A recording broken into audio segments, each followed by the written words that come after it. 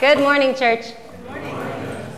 I look around and I'm glad to see each of you, whether your face is new to me and I don't know yet your name, or whether I have seen you every Sunday over the last 3 years. In all cases, I welcome you and I am glad that you're here. This title for the sermon today comes from a song, actually, that I love very much, and by an artist that I love very much, Michael Franti.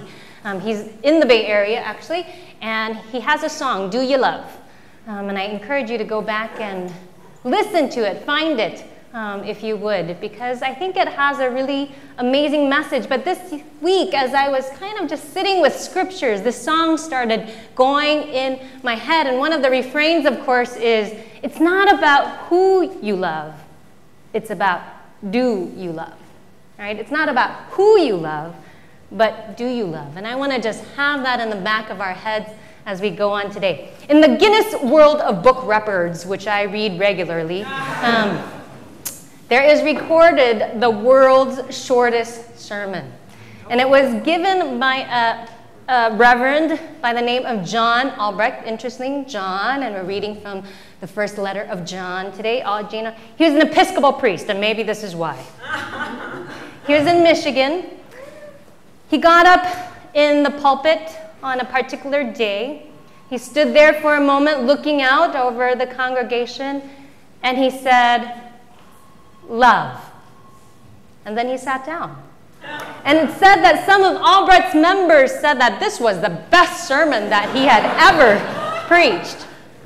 And I know that I'm disappointing some of you who are thinking, oh, great, Emily just gave her sermon and now she's going to sit down. I'm going to endeavor to be more like John today, for we have a very full Sunday, but I can't promise the one-word sermon quite so much. I think Albrecht, in his really short, very simple and to-the-point sermon, right, is the introduction, is the point, and is the conclusion. Love. We can think about it as the whole of the whole, what everything in our faith is about. Love. And I think that's the point that the writer, the elderly writer of this first letter of John's, is seeking to make in the passage that Donna read today. This week I sent out an email from another pastor who made note that in the short 15 verses that we read, love is mentioned, guess, except Bert. How many times? 28. 28 times. So while I cannot beat John Albrecht in his brevity of preaching, I am going to try to beat the writer of John in how many times I say love today. But actually it's going to be you, and that is where my prop comes in. Very fancy, lots of tape. Okay? So here's what's going to happen today. Every time you see the sign come up, and it's going to come up lots of times, okay? So that means you really have to be paying attention today, okay? No drifting off, thinking your own love thoughts, okay? Every time you see this, you're going to say, love, okay? So we're going to practice with, well, okay. It's true, I can't be waving it around. Ed, it's good to have you back from Kauai. You are rested, my friend, you are rested. Okay, so to get a full sense of how this is going to work, okay, we're going to use verse, I didn't lift it. You did not see it like this, okay? This could go downhill very quickly, friends. We're going to try this, okay? So, beloved, let us love one another because love is from God. Everyone who is born of God and knows God. Whoever does not know God. God is love. All right, so that's how it's going to work, okay? Got it? Okay? Paying attention. Eyes on the sign, and I will do the same. I think what John is trying to get at here, right?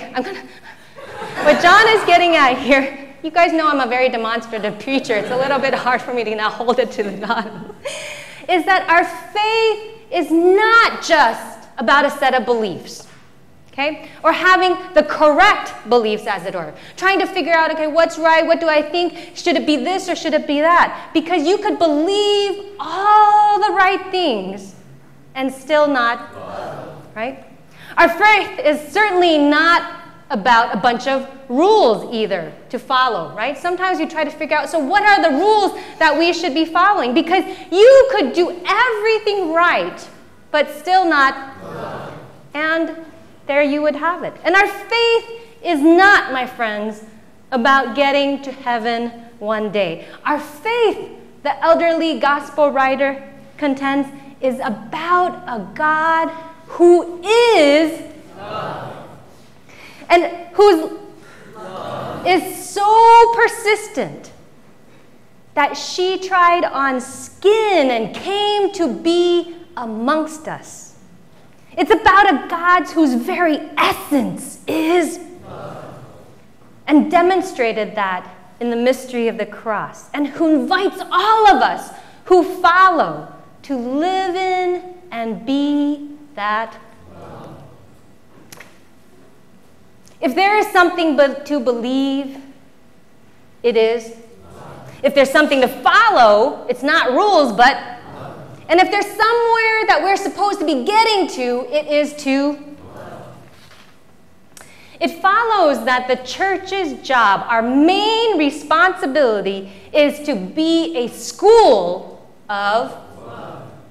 We are to be a place where people, no matter who you are, what you're doing today, what you've done in the past, right?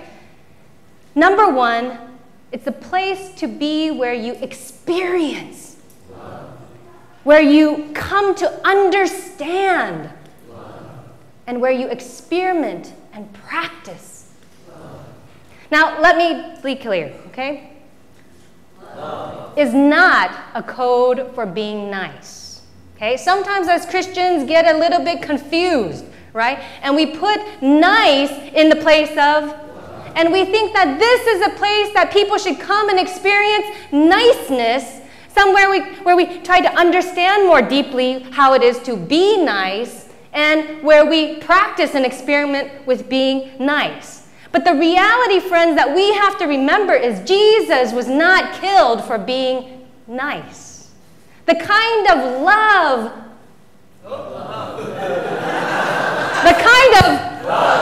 right, that he had was the kind that the world would turn over. And it was the kind of that turned the world upside down.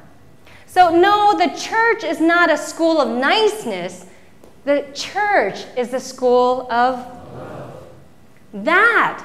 I think, is what finally distinguishes us from our clubs and other organizations. Only here are we challenged to come into the fullness and practice of. So this morning is a really special day when we think about one of the most fun things that I have, is that funnest? Fun things that I have to do as a pastor is to welcome people into membership and baptism, right? But I'm beginning to actually, at the encouragement of things that are happening in the national and worldwide church, to begin to change, and I don't think I'm gonna use that word membership much longer. I'm gonna begin to think about it as coming into active and intentional discipleship. When we receive people into membership, we're really receiving them into active and intentional discipleship here at CCUMC, our local school of. And today it's a really wonderful thing because we're going to receive Teresa into active and intentional discipleship. I want to give thanks for the ways that Teresa has experienced right here amongst us, right? Maybe you can think of a time where you really went out of your way, or if it was totally intentional to show her. Maybe it was just saying hello.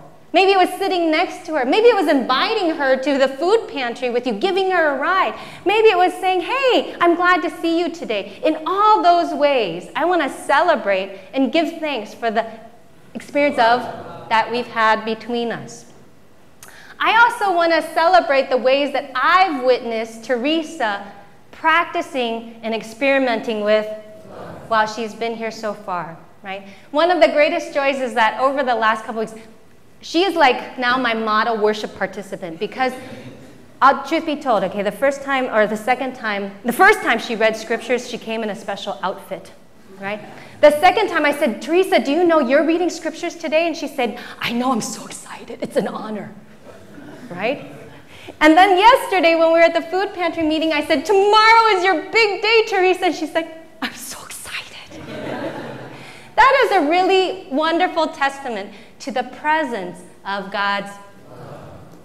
So I hope, Teresa, and the whole congregation, that as we continue to experiment and practice together, that our fullness and the blessings that we experience together might grow and grow and grow. Because I think at the end of the day, is pretty contagious. I also, when I think about our church being a school of, I also think about, wow, this ministry initiative, a brand new one that we're starting up today, called Shepherding. If you haven't had a chance, I'll invite you to take a look in your messenger so we can learn more about it, as I will also be speaking more about it. But the whole intention of the shepherding ministry is really to strengthen and deepen our surprise together. Right? Shepherding is about that way of being with one another where we might be able to experience more and more of care and where in the world am I?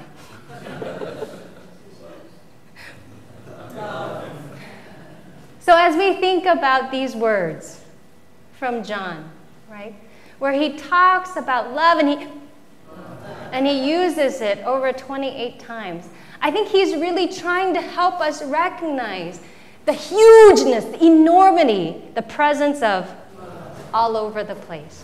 And what he's calling us to then is to live that. Let me close with his words.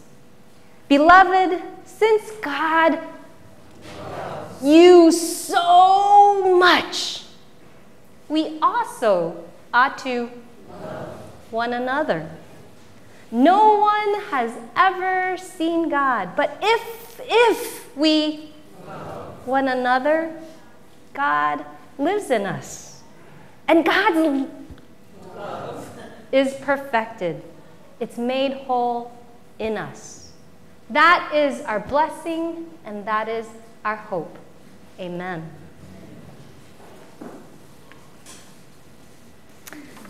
Today, I'm going to be like, I better put this down before I get all crazy with that sign.